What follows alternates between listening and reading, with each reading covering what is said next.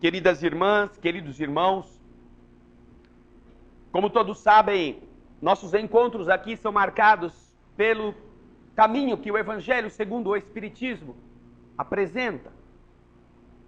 Capítulo por capítulo, nós o seguimos, tentando, debaixo de cada planta, de cada folha, de cada pedra, extrair as riquezas que estão ali esperando pela curiosidade, pelo empenho, pela boa vontade de quem quer conhecer algo diferente.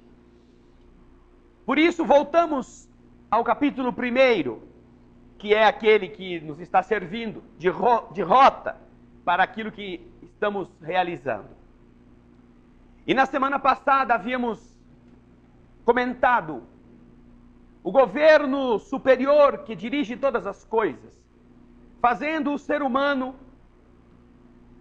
a cada período da sua jornada, ganhar em qualidade, conquistar em avanço, transformar o seu espírito em algo mais completo. Todas as forças espirituais se congregam, e quando nós olhamos para a história com um relance muito amplo, poderemos encontrar a inteligência soberana organizando os processos de crescimento. E sem retomarmos muito nessa jornada, que na semana passada interrompemos mais ou menos pela metade, recordemos que quando se projetou o nascimento, a vinda de Jesus na Terra, antes que ele chegasse, o mundo espiritual organizou também a transformação dessas condições do pensamento, das ideias, aprofundando através do renascimento de outros espíritos os conceitos que iriam servir de base para a chegada daquela grande transformação na maneira de entender as realidades do espírito. Encontraremos então as figuras essenciais do pensamento, concentrados todos na antiga Grécia. Ali, o mundo espiritual plasmou aquele tempo, pela organização social mais avançada que tinham os gregos, pelas características da sua linguagem, pela maneira intelectual com que se relacionavam com as forças do universo, plasmou ali o ambiente adequado para que espíritos capacitados para o início dessa jornada lá fecundassem outros espíritos encarnados. Encontramos então escolas filosóficas, o pensamento organizado, amadurecido, já enraizado na alma do povo grego. E lá, através dos conceitos nobres de Sócrates e daqueles que Sócrates modela com a capacidade deles próprios descobrirem o mundo à sua volta, estão lançadas as primeiras rotas do crescimento do espírito. As pessoas não fazem ideia do quanto isso foi importante. Somente quando nós observamos de longe agora e vamos vendo a lógica das coisas é que a gente discerne como de verdade uma inteligência governa tudo. Sócrates vem falar de coisas espirituais, combatendo a ação dos materialistas daquele tempo, porque materialistas sempre existiram, dos utilitaristas, daqueles que buscavam, através da vivência dos prazeres, esgotar a satisfação da vida, como eram os hedonistas, aqueles que viviam em busca dos prazeres. Termo este até hoje utilizado para significar pessoas que não se aprofundam nas coisas da alma e vivem na superfície daquilo que parece ser tão importante, o que temos, o que parecemos. Sócrates vem combatê-los, aprofundando o homem em si próprio. Conhece-te a ti mesmo. E com isto, descobre o mundo da verdade.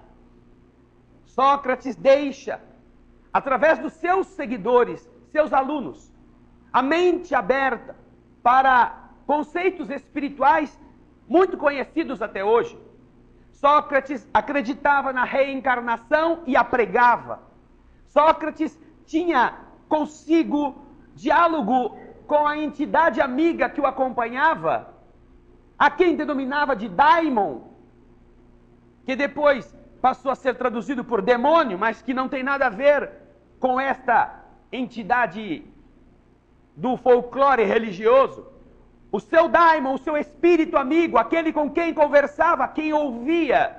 Sócrates reconhece a existência do mundo que o homem não enxerga com os olhos e fala das necessidades de voltar à vida, dos efeitos das nossas atitudes. Seus alunos apreendem com ele. Logo a seguir, Platão desenvolve também na sua academia a escola que ele ficou caracterizada, a escola platônica. E tem com Aristóteles, um seguidor também do pensamento, um contato bastante intenso, mas de naturezas diferentes. Platão era aquele que reportava a sua essência, ou a sua escola, a existência do mundo ideal. Platão dizia algo parecido com isto. Nós não estamos vivendo no mundo real, no mundo da verdade. E ele cria então um chamado mito da caverna para elucidar quais são estas ideias. Diz Platão que nós somos como que pessoas que estão na porta de uma caverna, olhando para dentro dela. E atrás de nós, na entrada da caverna, existe uma fogueira. Esta fogueira, que produz luz, projeta essa luz para dentro da caverna. Mas como nós estamos nesse meio do caminho, o que se reflete na parede da caverna é apenas a nossa sombra, não é a nossa essência. Nós então, segundo Platão propugnava, estamos vivendo no mundo, nesta caverna, apenas iludidos ou tocando estas sombras. Todas as coisas que nós percebemos a existência, elas não existem na sua identidade essencial, onde nós estamos vendo. São apenas reflexos do que existe no mundo perfeito, do que existe no mundo das ideias, que se projetam no mundo físico, para que nós consigamos com isto organizar a nossa existência. Esta visão de Platão e de Aristóteles, de Sócrates, Kardec coloca lá na introdução do Evangelho segundo o Espiritismo, como sendo ambos os precursores desta verdade. A verdade espírita teve a sua raiz reconhecida e implementada com a visão platônica e socrática. Sócrates e Platão, portanto, estão enfeixando esses ensinamentos que depois, 400 anos, 300 anos depois, Jesus vem semear. Para você semear, entretanto, precisa preparar a terra, precisa arrancar os tocos, cortar as árvores, tirar as pedras, precisa arrumar os buracos. Sócrates e Platão começam a fazer isto. Naturalmente, que a sociedade da sua época ainda não está preparada para o ensinamento que Jesus vai trazer 400 anos depois. Mas eles começam o trabalho, eles começam a obra das ideias novas, falando de conceitos elevados, falando das coisas do Espírito, tomando cuidado para que esse ensinamento pudesse ganhar a maior amplitude, como lembramos na semana passada. Pouco tempo depois de Sócrates e Platão, Alexandre da Macedônia está no mundo com uma tarefa também, com todo o seu espírito arrojado, com o seu espírito agressivo, com o seu espírito ainda muito ligado às questões das conquistas, do orgulho nacional. Alexandre é criado como um guerreiro pelo seu pai, Felipe II. Nas artes da guerra, Felipe sabe que seu filho tem mais qualidades do que ele próprio, que era um indivíduo sem estudo.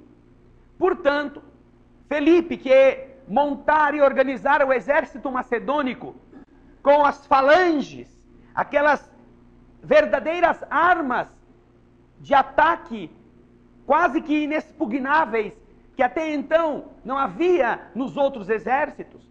Felipe quer organizar o exército com esse tipo de tática, aquela que vocês conhecem, em que os indivíduos que compõem a falange têm uma lança muito comprida e um escudo, e eles vão se protegendo e eles se transformam em um ouriço que ataca quase que invulneravelmente o seu adversário.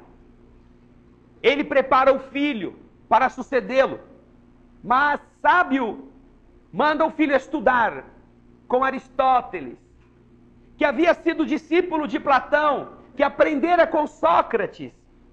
Aristóteles tem uma escola nas cavernas. E nessa escola, os discípulos dos filhos mais importantes, da Grécia vão estudar. Felipe II, então, envia seu filho Alexandre para estudar com Aristóteles as grandezas do ensinamento grego. A Macedônia era um estado afastado da Grécia, em termos de não ser reconhecido como grega, esta terra. A sua capital, Pela, no norte daquela estrutura geológica que localiza hoje a Grécia, não era inserida nos domínios da Grécia conhecida, ou politicamente assim reconhecida. Alexandre sonhava em ser grego, em participar também desta comunidade de espíritos elevados.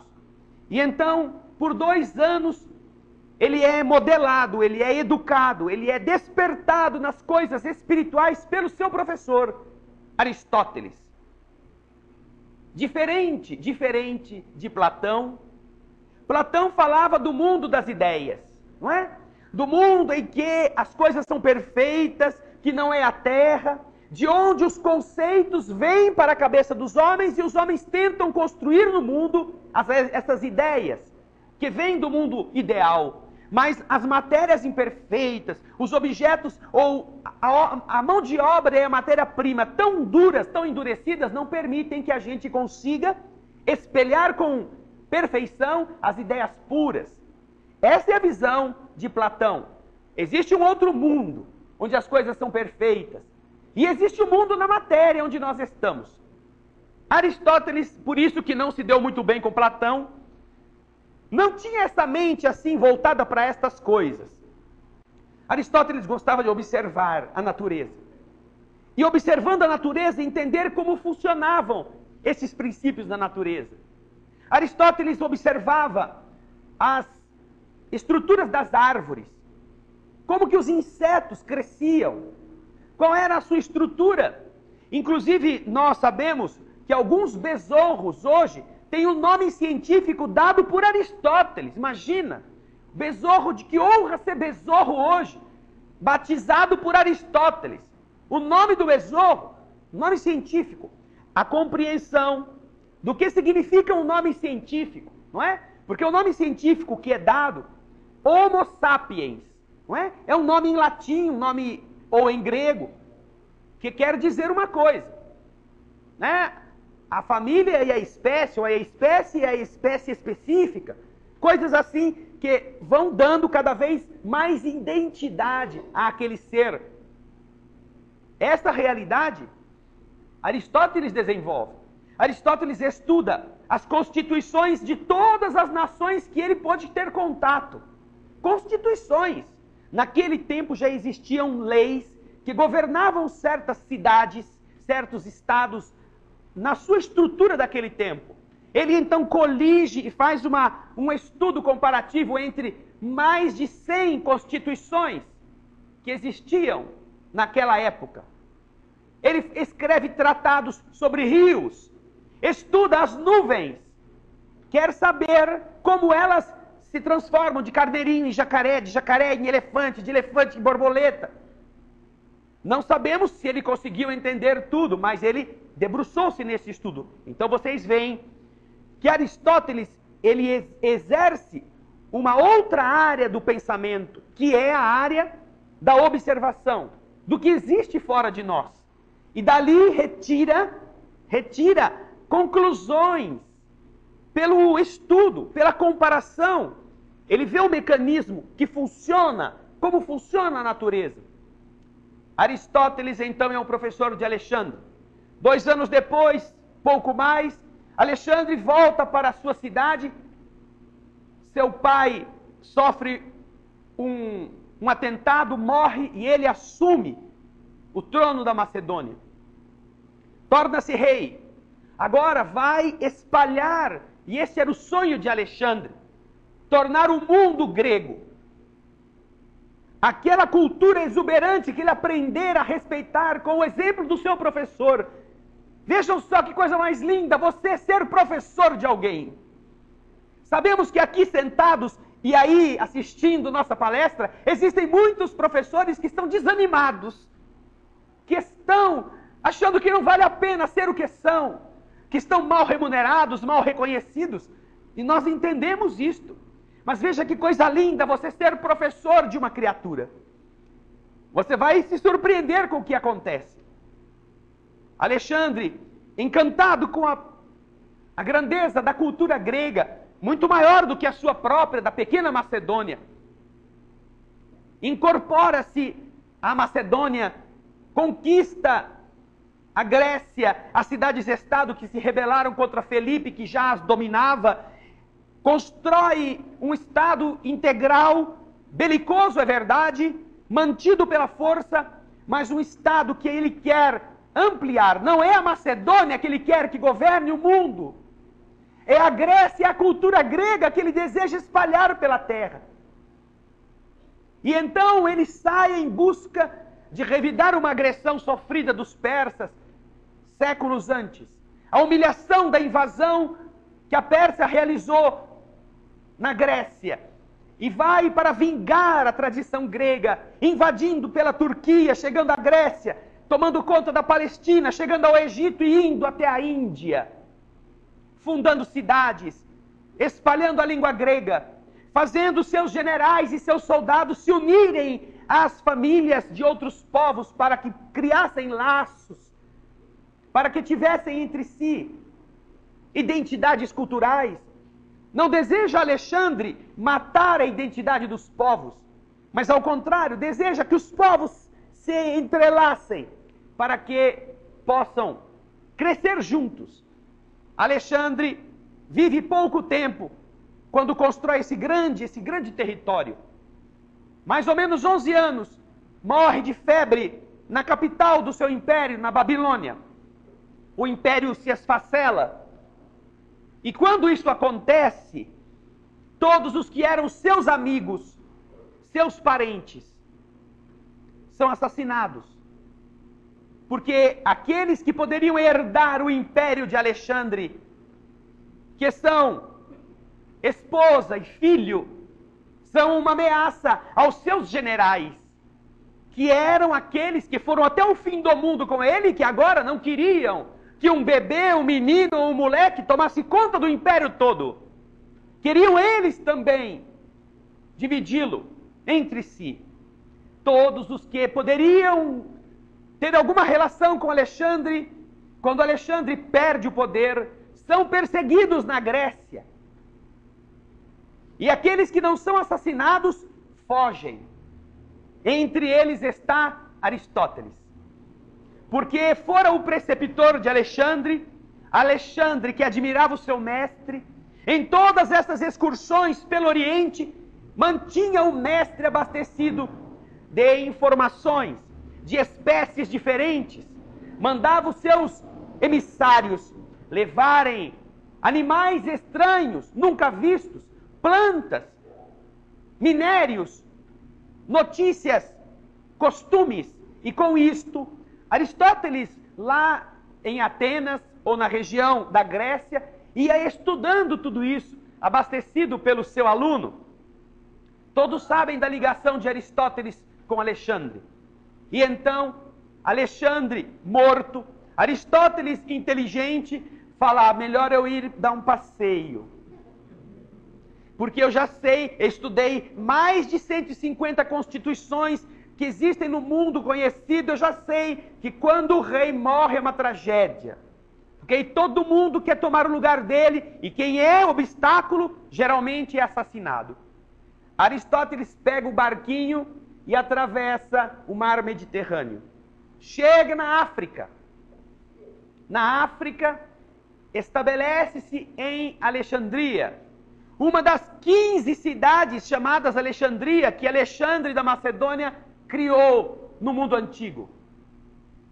Ali Aristóteles desenvolve os conceitos aristotélicos, distante de Atenas.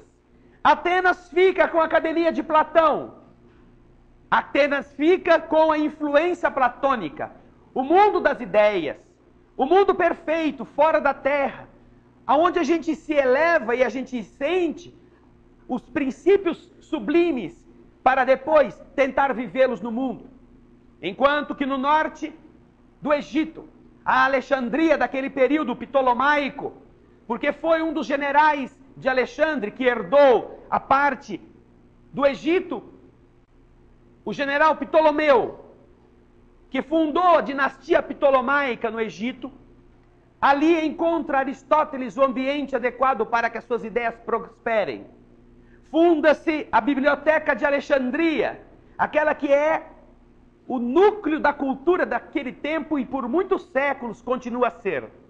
Enquanto isto, preparado o mundo, transformadas as estruturas da intelectualidade, espalhada a cultura grega com a língua grega falada em muitos lugares, está preparado o ambiente para nascer o Cristo.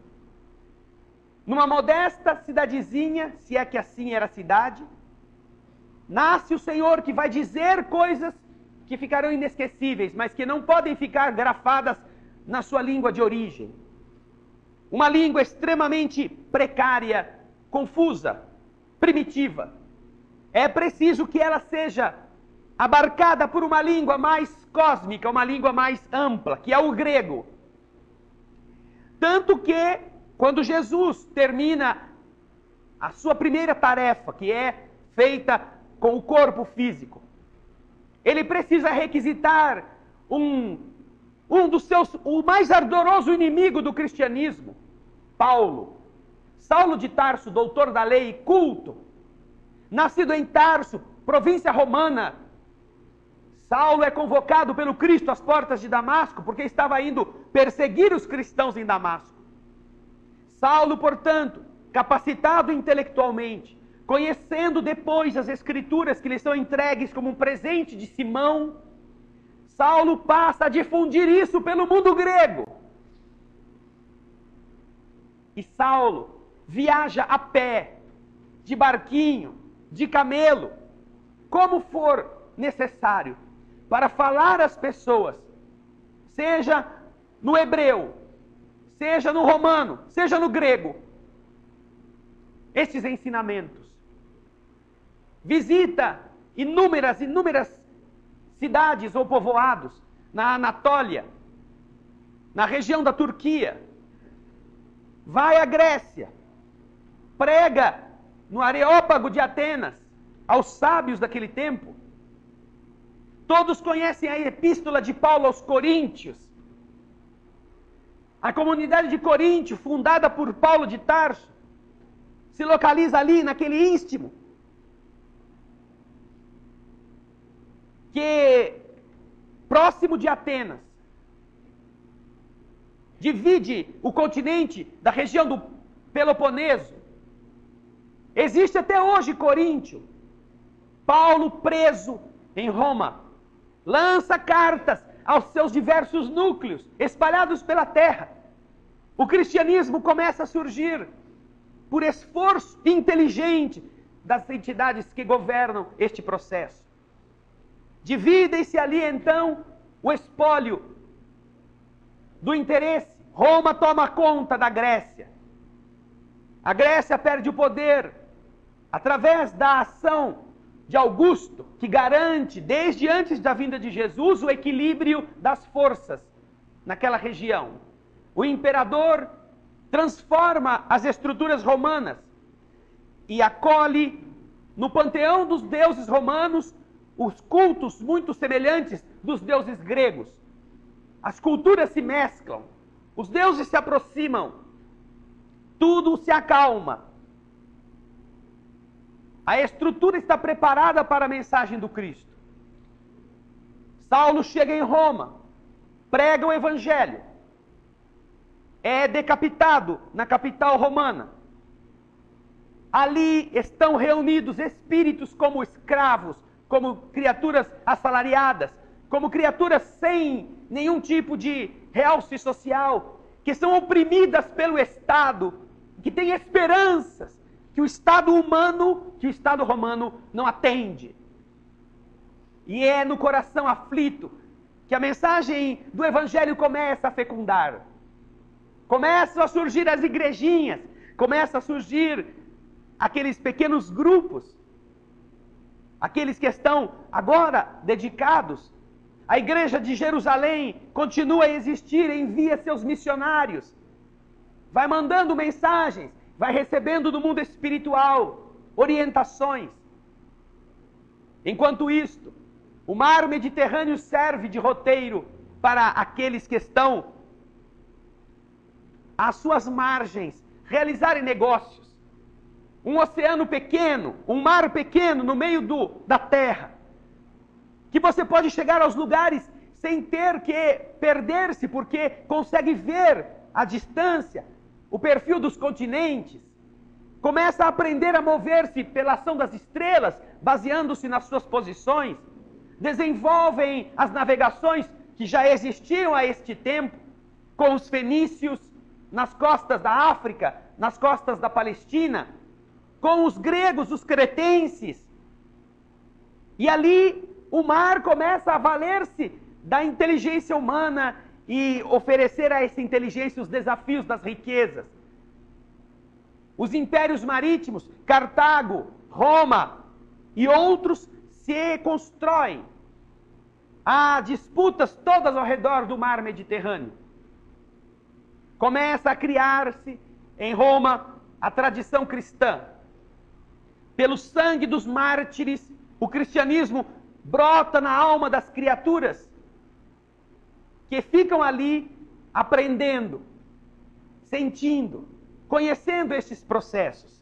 Conta-nos no livro Francisco de Assis o esforço, através da mediunidade de João Nunes Maia, o esforço do mundo espiritual quando Jesus vai chegar à Terra para reunir aproximadamente 2 bilhões dos piores espíritos que existiam soltos, daqueles mais rudes, mais atrasados, mais embrutecidos na evolução, confinando-os em uma grande fortaleza,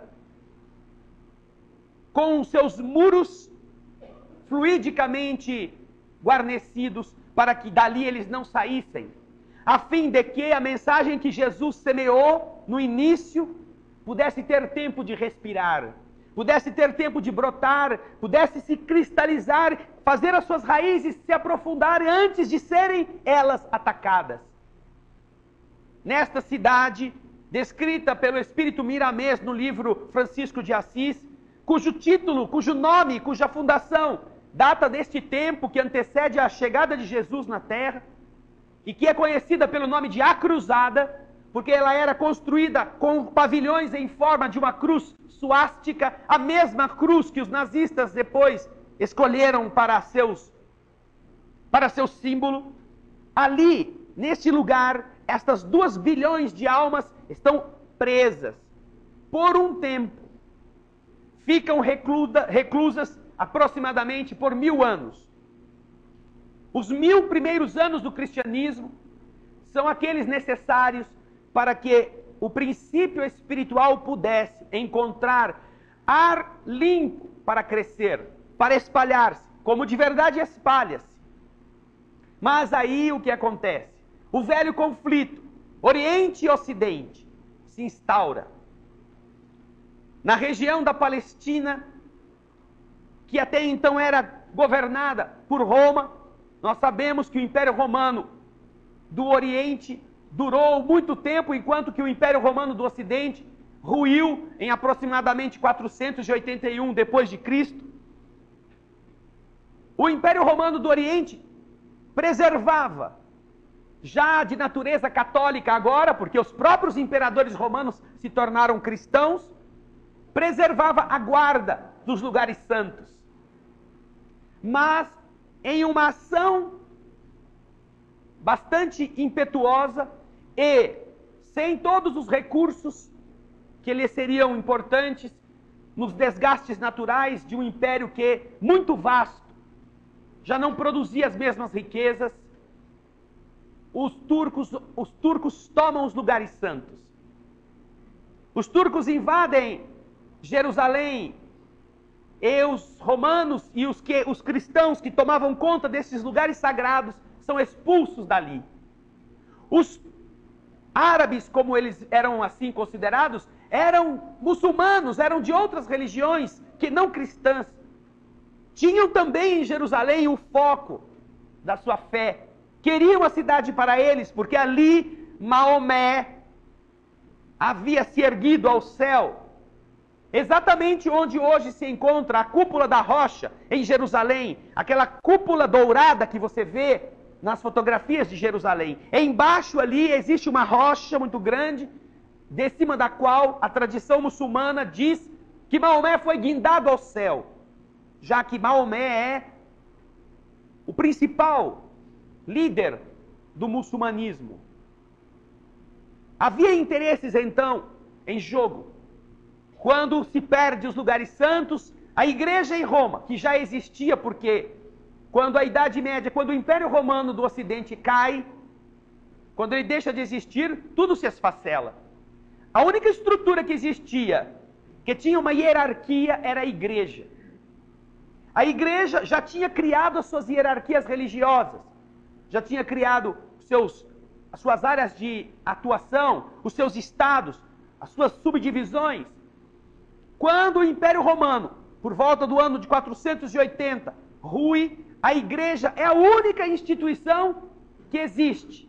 Todas as outras desaparecem. Tudo dependia de Roma, que já não manda mais. É aí então que nós começamos a observar que a cultura do seu tempo é guardada pela igreja nos mosteiros. A igreja recolhe os livros. Tudo aquilo que ela consegue guardar, na sua organização, encontra um ambiente seguro.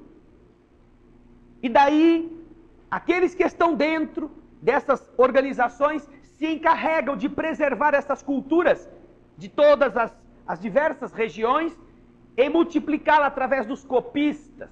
Os monges ficavam lá na clausura, escrevendo e copiando livros, à mão, porque não havia imprensa. Época difícil, época precária, mas época em que, desde o fim do Império Romano, a igreja se tornou, naquele período, a guardiã da cultura conhecida na terra, que estava escrita em toda parte de domínio do império. Não nos esqueçamos, entretanto, que o norte da África é muçulmano. Os muçulmanos tomam conta de toda aquela região também. Mas uma coisa muito interessante para o conceito católico, para a igreja de então, era a ideia de Platão. Platão não falava de um mundo ideal, onde as ideias estavam perfeitas, e que a gente aqui tinha que entrar em contato com essas essências para depois vivê-las na terra? Então, o que falava Jesus? Meu reino não é deste mundo. Vamos para o céu, vamos construir um tesouro no céu. Aspiremos aos bens do céu e não aos bens da terra. Não é o bem do mundo que todo aquele que quiser ganhar a sua vida vai perdê-la. Guardai os seus tesouros no céu, onde a ferrugem não corrói, as traças não comem. O céu não é a terra. Então, para a igreja, A revelação platônica é perfeita. E a igreja se constrói com base na filosofia de Platão, ou apoiada nela, dizendo que o que é importante vem revelado do céu para a terra. As Escrituras, portanto, que são a voz de Deus, escrita para encaminhar os homens, as Escrituras são a verdade. Ideia platônica. Ninguém pode questionar, porque lá do outro lado é que está o plano ideal, a verdade plena. Nós não temos condição de entender tudo. Mistério, não é? Você perguntava para alguém, para um padre, para alguém religioso, o que é que acontece? É mistério, não sabe? Está lá nos arcanos ocultos. Esta ideia de Platão serviu perfeitamente ao ideal cristão, de onde nós retiramos muitas coisas que foram depois vistas como equívoco. Por quê? Porque na Bíblia está escrito que em determinado momento, na batalha de conquistar a terra prometida, que obviamente não foi lá tão prometida assim, porque você teve que matar todo mundo que estava nela para entrar, havia uma orientação superior de que os guerreiros hebreus tinham que lutar durante a luz do sol. Então, a batalha começa cedinho. Mas acontece que o inimigo era muito encarniçado e o negócio vai, passa do meio-dia, 1, 2, 3, 4 da tarde e não acaba a batalha. E a orientação espiritual que eles haviam recebido era de que se fosse para a noite eles perderiam. Então, o que fazem eles? Vão até aquele que era o seu líder, não sei se é Josué nesta época, mas acredito que seja ele que sucedeu a Moisés. E Josué ergue os braços para o sol e ordena que o sol pare no céu. E o que é pior, a Escritura diz que o sol parou. Mas como pobre, ainda que fosse musculoso, não ia aguentar ficar o tempão inteiro assim, arrumou 2 soldadão fortes para segurar os braços dele aqui, né, para ele poder descansar um pouquinho. Então a Escritura, que é a palavra de Deus, disse que um filho da terra ordenou que o sol parasse e o sol parou. Com base nisso, verdade revelada, o que se conclui? Que o sol gira em torno da terra, que a terra é o centro ao redor do qual tudo gira. E a igreja passa a dizer, com base nesta verdade revelada, que o céu tem a terra como centro. E todo mundo tem que acreditar. Todo mundo tem que dizer amém. Ah, legal, não é? Legal. Aí a igreja recolhe os livros todos, a cultura humana é guardada nos seus conventos, nos seus mosteiros, copiada pelos padres. Só que acontece uma coisa. 1000 anos, você fica acreditando nisso. 1000 anos, 1000zinhos, só pouca coisa, 1000 anos.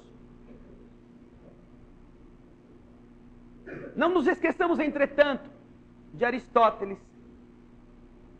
Aristóteles foi para a África.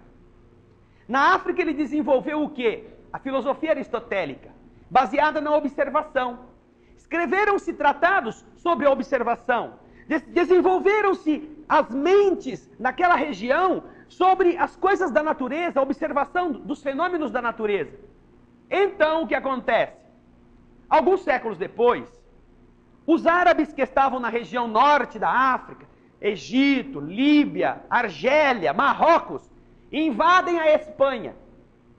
Os mouros atravessam o Estreito de Gibraltar, que leva o nome, inclusive, de um dos conquistadores árabes, Jebel al-Tariq, que era aquele que invadira e que dera o nome ao estreito, as chamadas Colunas de Hércules. O Estreito de Gibraltar tem esse nome por causa deste árabe.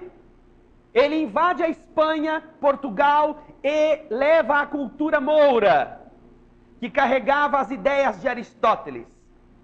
Observação, pesquisa.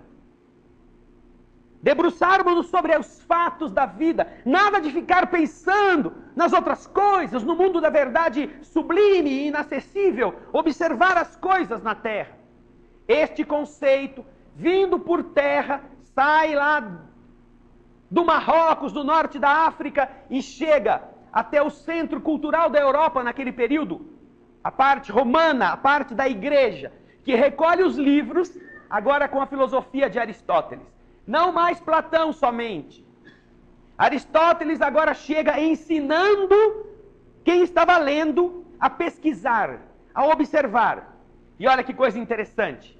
Quem podia ler nessa época eram os próprios padres. Aqueles que tomavam conta dos livros. Eram eles, se quisessem pesquisar na ciência, tinham que ser padres. Só eles podiam ler. Só eles tinham acesso aos livros. Então, muitos pesquisadores que estavam na condição de clérigos começaram a ter contato com a filosofia de Aristóteles.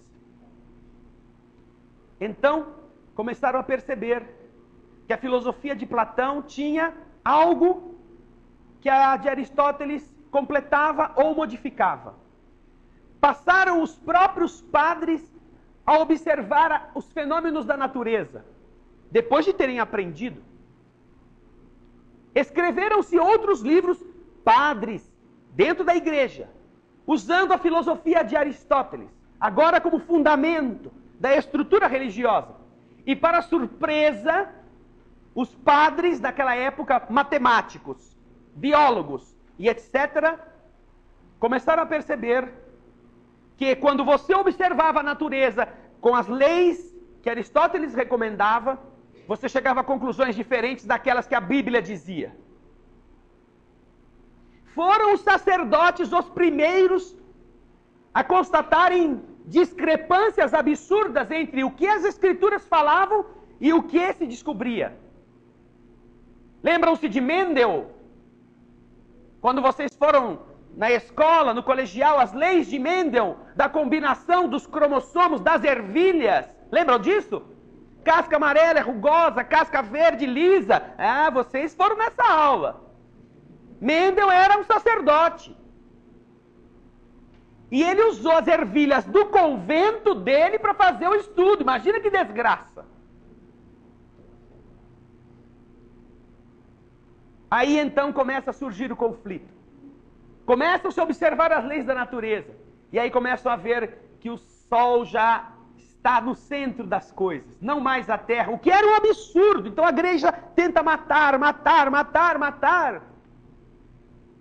Mas aí chega o momento da luta para libertar a Terra Santa.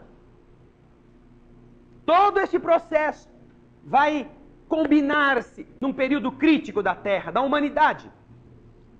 Ao mesmo tempo em que a filosofia de Aristóteles vai chegando na Europa, o Império do Oriente perde o domínio da Terra Santa.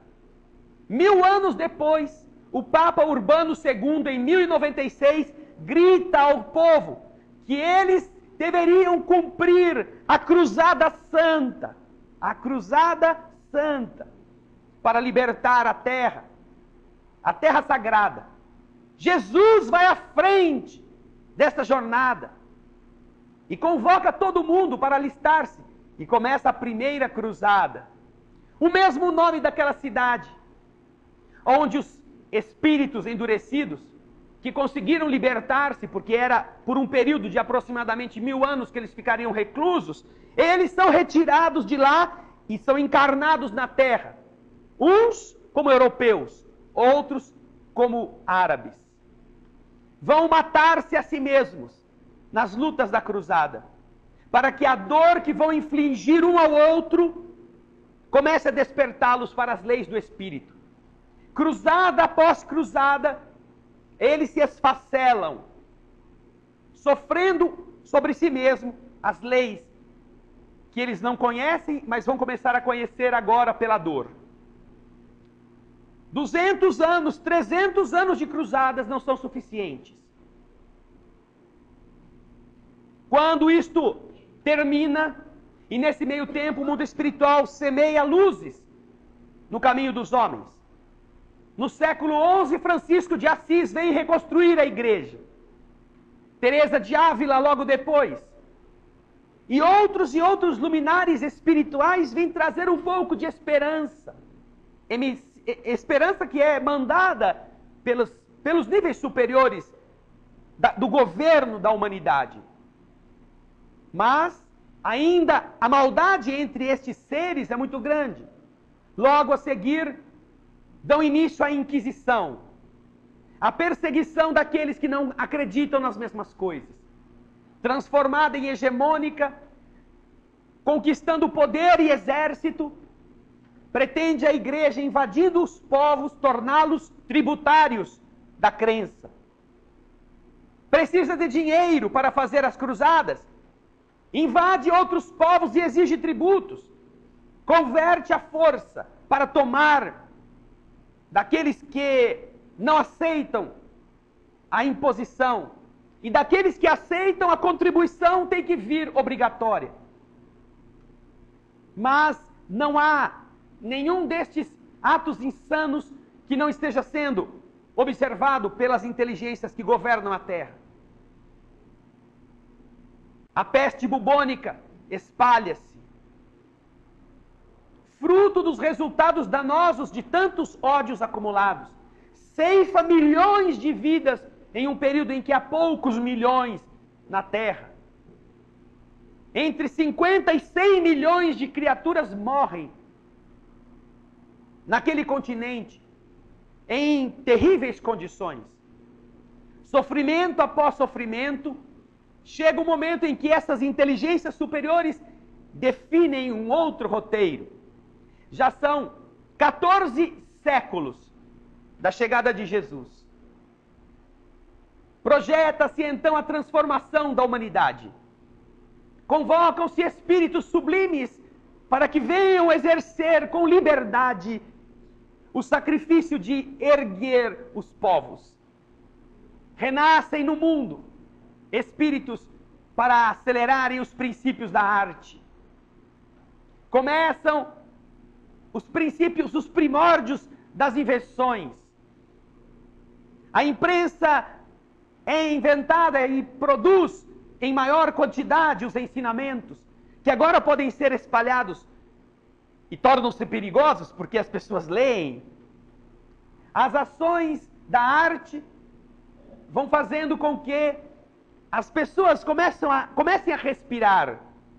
Como nos conta o livro Brasil, Coração do Mundo, Pátria do Evangelho, Jesus convoca um dos seus mais elevados representantes para que ele nasça em Portugal como Henrique de Sagres, para criar uma escola de navegadores, porque já não é mais aquela bacia de água salgada que vai governar a terra.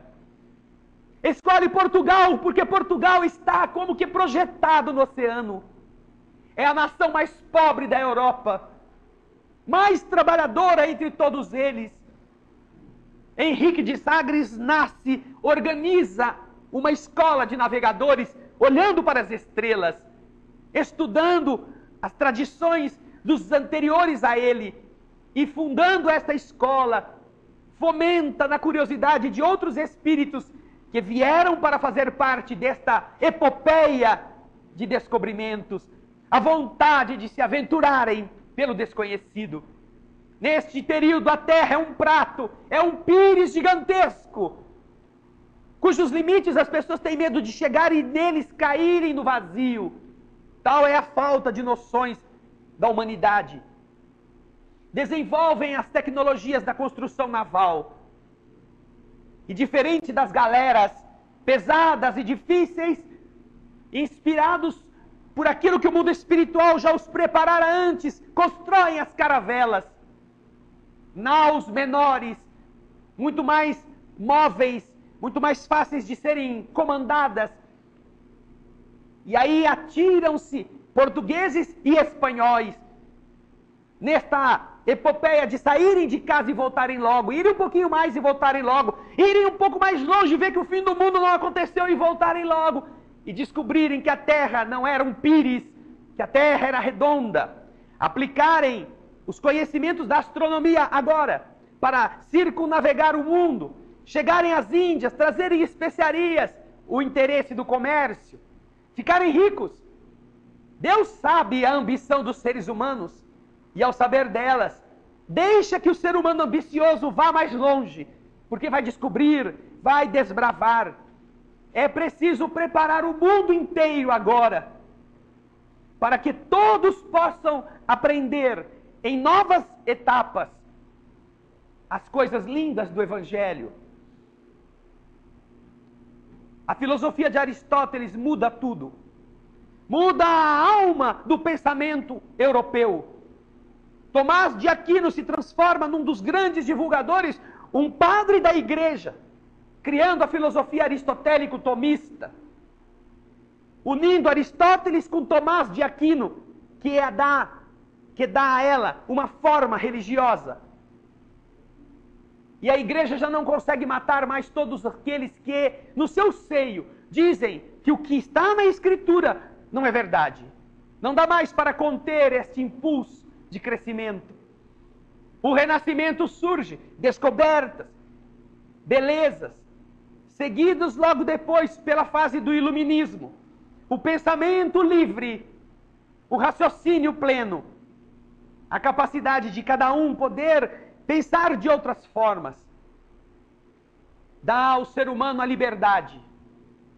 Agora, para se voltar contra a igreja, porque vê os absurdos que ela fez na Idade Média, sente-se prejudicado no raciocínio livre, porque sempre for ali punido, perseguido, assassinado, morto, cruelmente. A Inquisição deixa marcas cruéis na consciência da Europa. Como você acreditar em um Deus que faz isso com as criaturas? Entendendo que este Deus era representado por aquela congregação religiosa. Surgem os que são contrários ao catolicismo, os que protestam e criam um cristianismo protestante, que serve agora a outro padrão, não mais a igreja que vende as indulgências. Vocês podem matar quem vocês quiserem, que já estão absolvidos previamente. O Papa diz isso. Você paga e seus pecados são perdoados. A igreja precisa de dinheiro para ter poder, que ela está perdendo. Mas isso é uma afronta ao bom senso, como se Deus vendesse o perdão dele ao peso de moedas. Lutero então se rebela, coloca na porta da sua igreja aquilo que foi chamado de os itens do protesto de Lutero. E então se rompem estas duas facções. Calvino e outros vão também criando suas interpretações e pelo menos permitem a interpretação livre das Escrituras. O Iluminismo, Voltaire e outros, Rousseau, vêm trazer uma nova noção ao direito. Direito que antes era do mais forte, do mais arrogante, do mais endinheirado, daquele que podia matar se tivesse vontade, só porque era nobre. Agora, novos conceitos são criados pela inteligência. Já não existe mais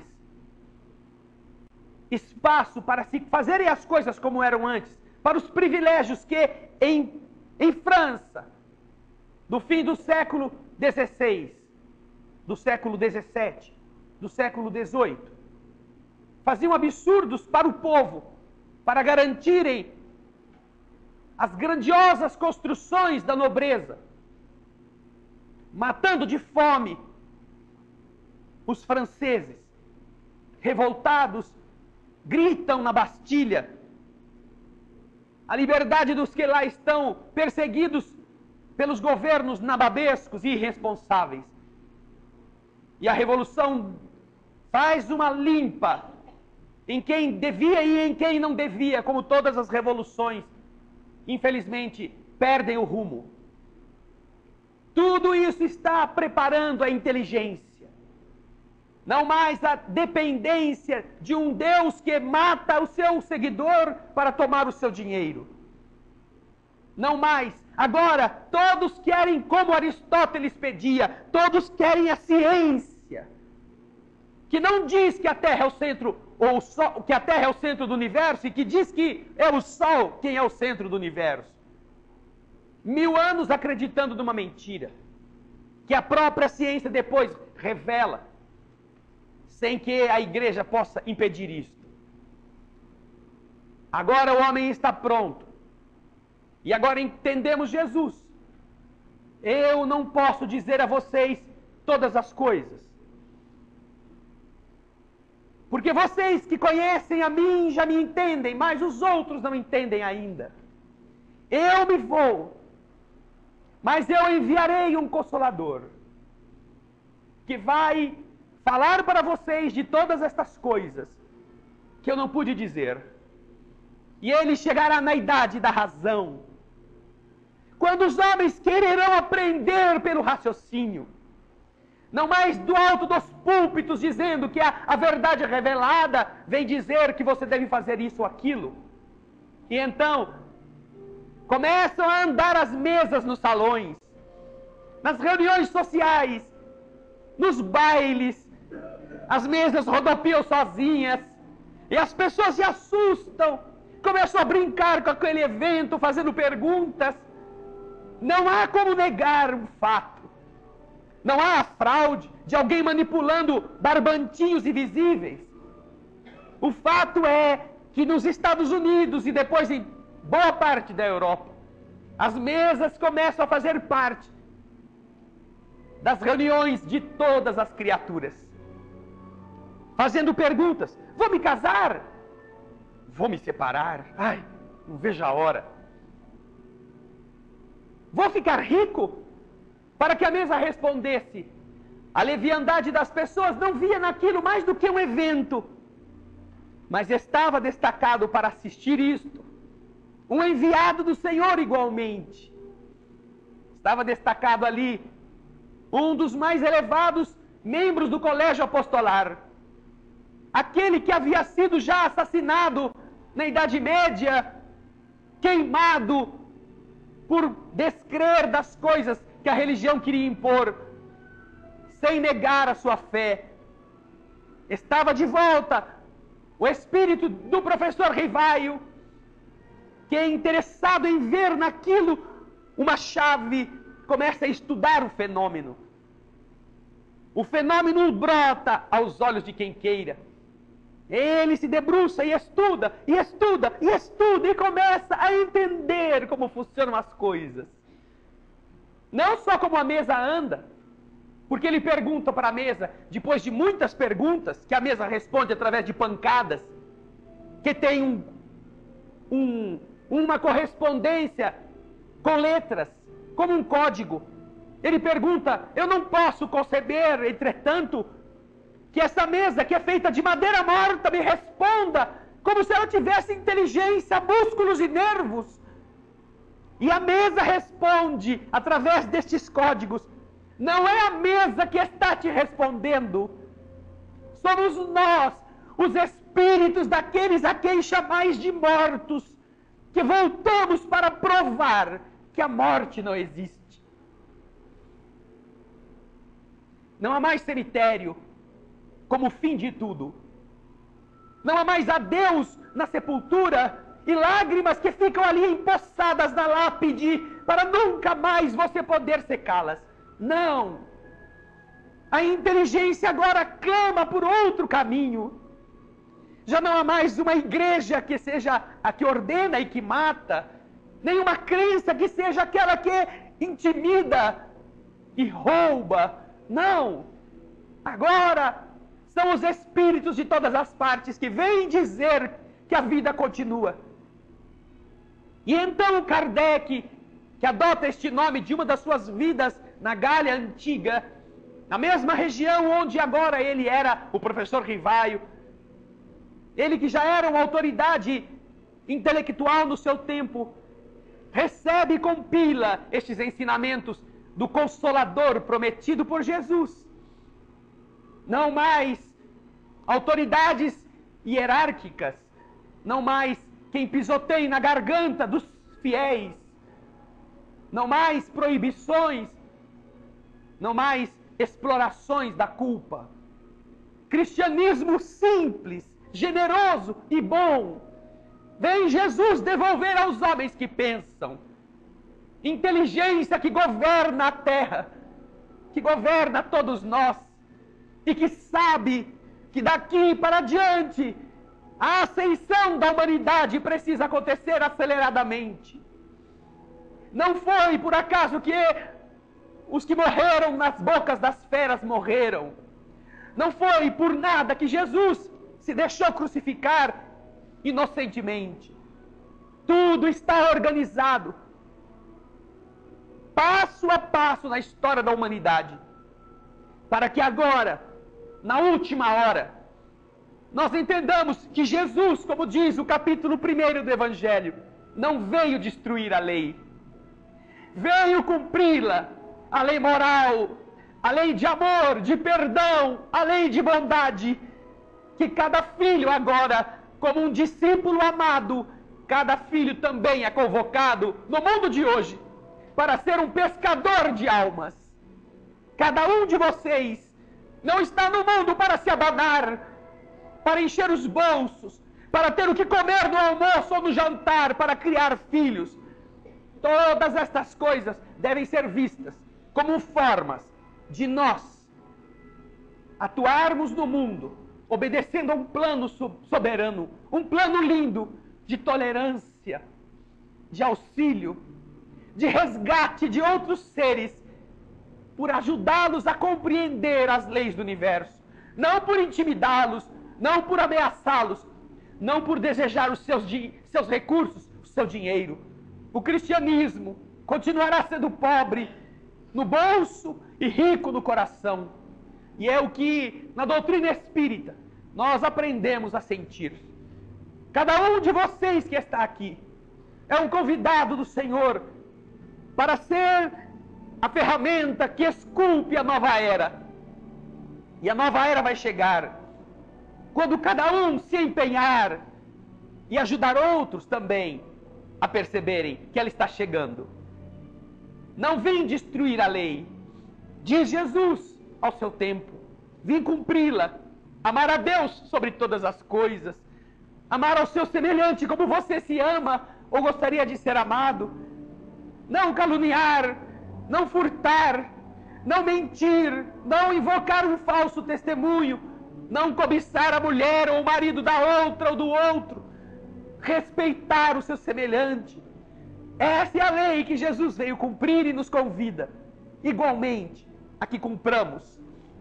Queridas irmãs, queridos irmãos, queridos companheiros de toda parte, do Brasil e do mundo, se com 12 pessoas Jesus fez o que fez, pessoas pobres, pessoas incultas, pessoas vulneráveis, imagine se Jesus puder contar com cada um de vocês, como não será diferente e depressa a transformação da humanidade. Este é o capítulo 1 do Evangelho segundo o Espiritismo, em que Jesus explica que a função da vida não é ser um episódio de alguns anos que o tempo apaga e que logo depois é substituída por um outro igualmente sem nenhuma importância. A sua vida tem que deixar uma marca no mundo, a marca do seu testemunho, da sua força, da sua valentia, da essência espiritual divina que você é. Lembrem disto. Não importa que caluniem a sua reputação, não importa que não reconheçam o seu valor materialmente falando, você que é professor pode ser um Platão, pode ser um Aristóteles, pode ser um outro ser que, como eles, deram rumos diferentes para que a humanidade toda, até hoje, recebesse a sua influência. Se vocês soubessem, queridas irmãs, queridos irmãos, o que cada um representa na terra para Jesus, hoje, cada um de vocês que hoje está se sentindo doente, está se sentindo triste, está se sentindo pobre, está se sentindo infeliz, se você soubesse como Deus tem para você um destino glorioso, talvez você quisesse morrer só de medo, só de não acreditar que um dia você será tudo aquilo para o qual você foi construído. Não tenha isto no coração. Filho de Deus, você é filho do construtor de todas as estrelas. Sua alma é indestrutível. Por mais que te matem ou que te persigam, deixe por onde você passar as pegadas que atestam o caminho para que os outros que vierem possam encontrá-lo. Porque você não foi posto aqui por acaso.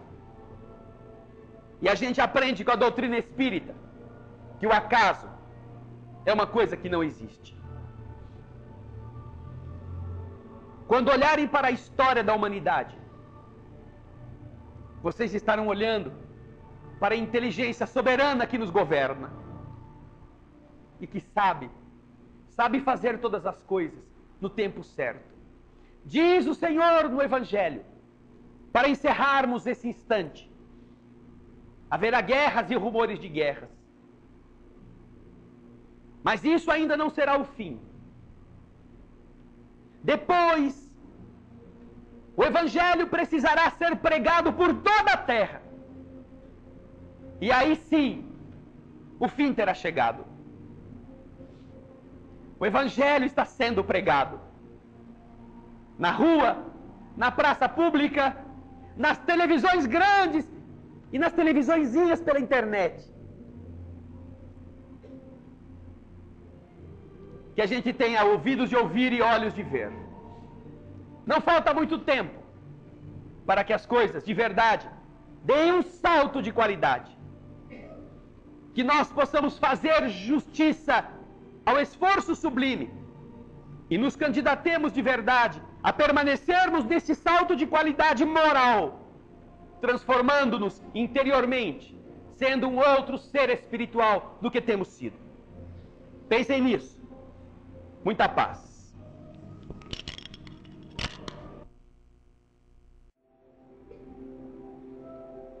Senhor, obrigado, Jesus, pelas dádivas generosas que nos envolvem uma vez mais,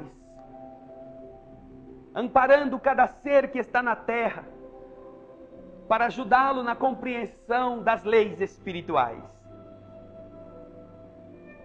Compreensão de leis que libertam o indivíduo e que deixam cada filho de Deus não mais à mercê de Satanás, não mais atemorizado pelas próprias culpas, mas que convertem os filhos em agentes da esperança, edificadores da nova era, transformadores de si mesmos na construção do reino de Deus no coração dos que sofrem.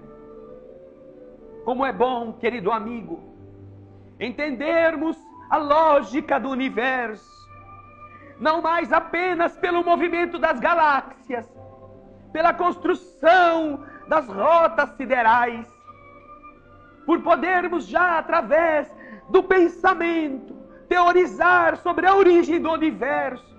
Como é bom, Senhor, termos noções da imortalidade, da indestrutibilidade do Espírito e dos laços amorosos que criamos. Como é bom saber que a morte não nos matará nunca e que aqueles que amamos continuarão nos esperando, nos visitando, nos abraçando, nos ajudarão a compreender os momentos difíceis que estamos passando. Como é bom entender que viemos à terra para alguma coisa fazer, no bem, na construção da família, na transformação da inteligência, no abrandamento das dificuldades. Como enviados do teu Evangelho, você já não se limitou mais a convocar apenas 12 à beira do lago ou nas cercanias.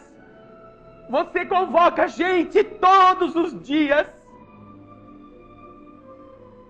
para que sejamos os teus soldados e que arrebanhemos outros seres aflitos que voltam a ter esperança por serem amados, por encontrarem um sentido para a própria vida.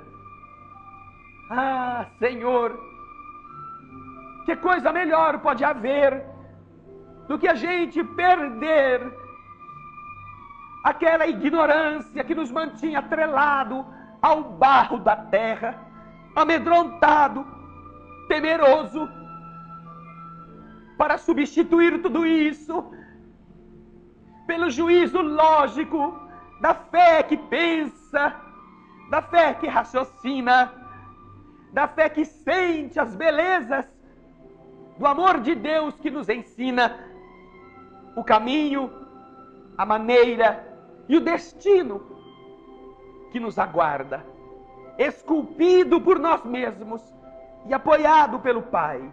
Que bom, Senhor, que o teu amor matou a ignorância para aqueles que querem enxergar. Por isso é que mais uma vez a gente vai cantar do fundo do nosso coração, pedindo que você nos ajude a escutar o que a nossa voz, ela mesma vai falar. Almas do céu, ouvi o doce canto do fundo do coração, com calor repleto de perfume em flor, como se fosse um só imenso jardim.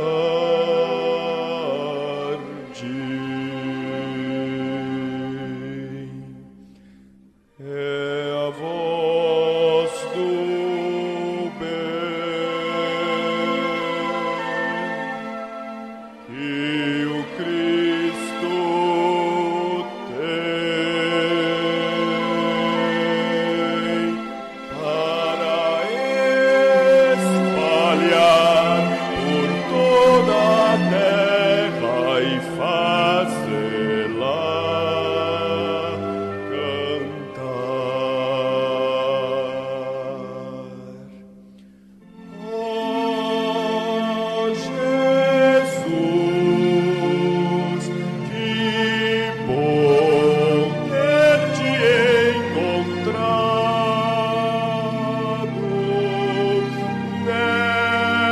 nesta estrada de paz e luz. Nós te agradecemos e assim queremos te espalhar, te dividir com quem não sabe